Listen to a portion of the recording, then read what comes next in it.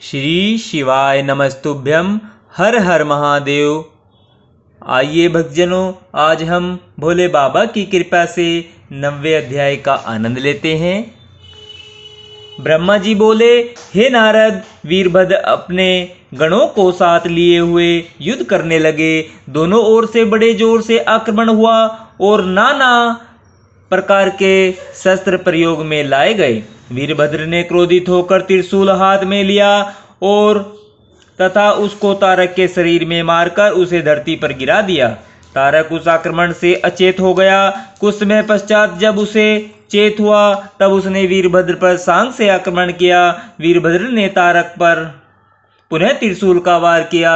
जब बहुत देर तक दोनों में से कोई परास्त न हुआ तो हे नारद, तुमने वीरभद्र से जाकर यह कहा, हे वीरभद्र, तुम हमारी बात मानकर लड़ाई बंद कर दो। तारक की मृत्यु तुम्हारे हाथों से नहीं होगी। जब शिवजी स्वयं उसके साथ युद्ध करेंगे तभी इसकी मृत्यु होगी।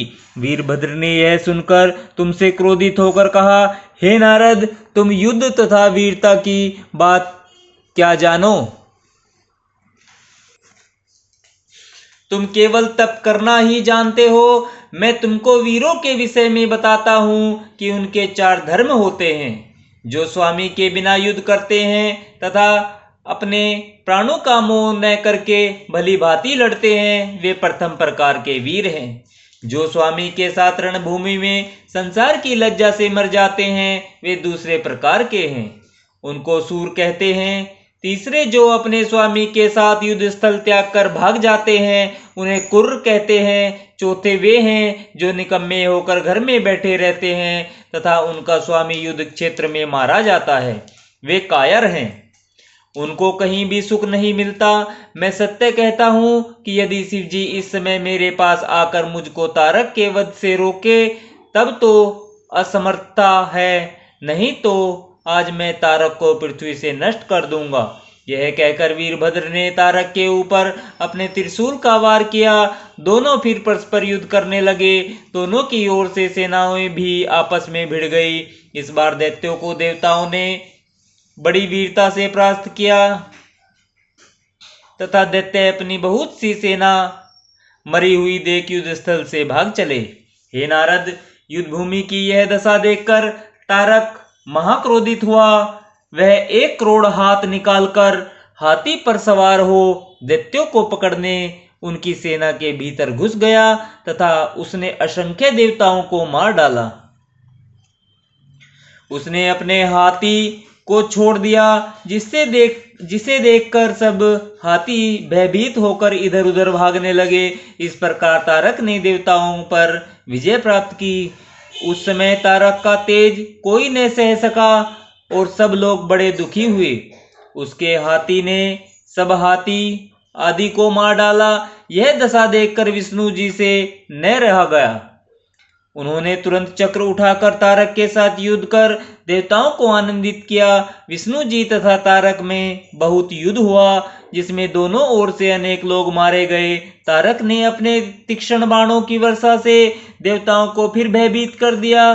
तब विष्णु ने देवताओं को इस प्रकार भयभीत देखकर क्रोधित हो तारक के ऊपर अपना चक्र चलाया। उसमें पृथ्वी कांप उठी, परंतु चक्र को तारक के शरीर पर जमने का कोई स्थान नहीं मिला। तारक की यह माया कोई न जान पाया। अतः वे युद्ध स्थल से भागकर स्कंद के पास जा पहुंचे तथा विनय के साथ भयभीत हो इस प्रकार बोले, हे स्वामी, हम आपकी शरण में आए हैं। आप अब शीघ्र ही तारक का वध कीजिए, क्योंकि आपका अवतार इसी निमित्त हुआ है। आपके बिना और कोई तारक को नहीं मार सकता है। हे नारद, देवताओं को इस प्रकार भयभीत देखकर स्कंद ने हंसकर कहा, हे देवताओं, मुझको अपना पराया कुछ भी नहीं पता है। मैं तो अभी लड़का हूँ। अभी तक मैं इस बात की परीक्षा करता रहा कि मैं किसके साथ युद्ध करूं। यद्यपि मैं धनुर्विद्या बिल्कुल नहीं जानता। हे नारद, तुमने स्कंद के ऐसे वचन सुनकर कहा, हे महाराज, आप तो शिव से उत्पन्न हुए हैं। सृष्टि के रक्षक देवताओं को आप ही से सुख की प्राप्ति होगी। आप बालक, युवा या वृद्ध नहीं हैं। तारक ने देवताओं को जीतकर उन्हें बड़े बड़े दुख पहुंचाए हैं, इसलिए अब आपको तारक का वध शीघ्र कर डालना चाहिए। स्कंद पहले तो हंसे, परंतु बाद में क्रोधित हुए। तब वे विमान छोड़ अपनी शक्ति सहित तारक की ओर पैदल ही दौड़ पड़े। यह देखकर तारक ने हंसकर इस प्रकार कहा कि देवताओं ने इस बालक की आशा पर ही अपने बल को नष्ट कर दिया है। वास्तव में यह सब बुद्धिहीन है। मुझको निश्चय है कि मैं समस्त देवताओं को मारकर नष्ट कर डालूंगा।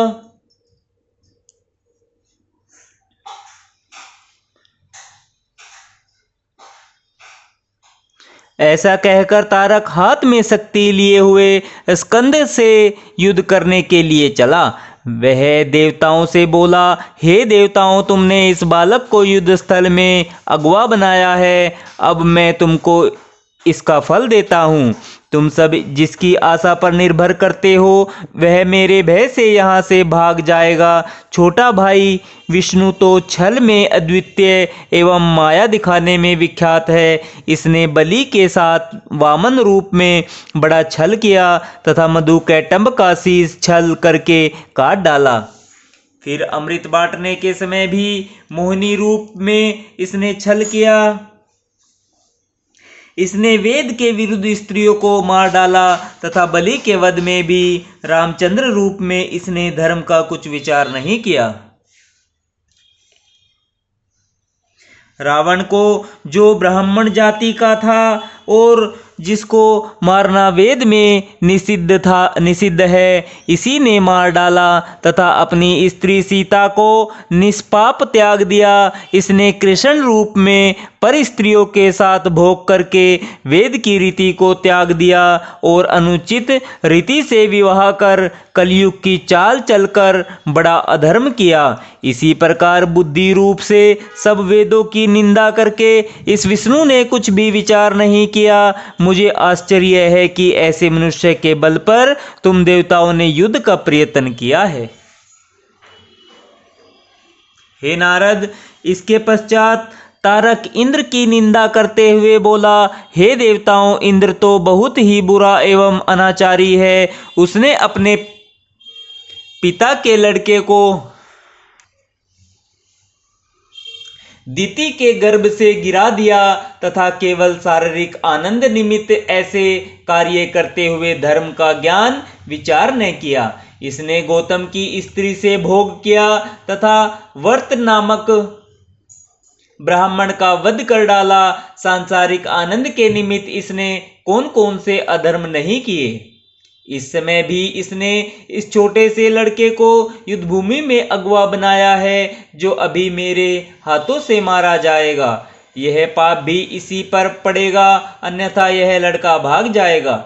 इस प्रकार देवताओं से उनकी निंदा करते हुए तारक फिर स्कंद से बोला, हे बालक, तुम व्यर्थ अहंकार मत करो। यहाँ तुम्हारी कुछ न चलेगी। जो मनुष्य ब्राह्मण का अपमान करता है उसके धन, प्राण, धर्म, बल आदि कुछ शेष नहीं रहते। यह कहकर उसने अपनी सांग उठाई। हे नारद, इस प्रकार कहते हुए तारक की शक्ति